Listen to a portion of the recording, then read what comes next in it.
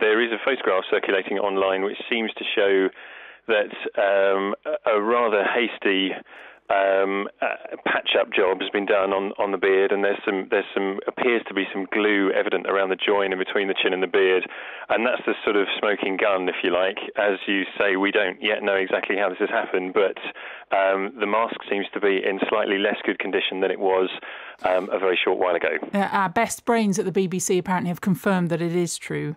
Right. So it is a bit of super glue hanging it together. It does sound like something out of maybe a Frank Spencer sketch, doesn't it? Well, yeah, I mean, I think we have to emphasise here that the Egyptian Museum and the authorities in Egypt generally are staffed by people of the very highest calibre with, all the skills required. And I think what we have to assume here, what's happened is that this is the result of exceptional circumstances and an error being made by one or perhaps two individuals initially in perhaps over-vigorously cleaning the object. Perhaps that's one story that's circulating, and then in trying to patch it up before anybody found out.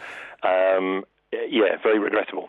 I know it'd be vulgar to ask you how much it's worth, so I won't do that. But how much will it cost to put it right?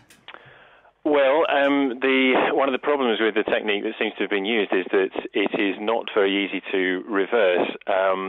Conservators try wherever possible to use techniques which can in the future be reversed. Unfortunately, archaeology is littered with stories of sort of best efforts having been made to patch things up, which turn out actually to do more damage to objects than they do good. In this case, this is an example of a technique which is going to be a bit tricky to reverse, but I'm sure with all the right specialist help and guidance, it'll be possible to clean things up.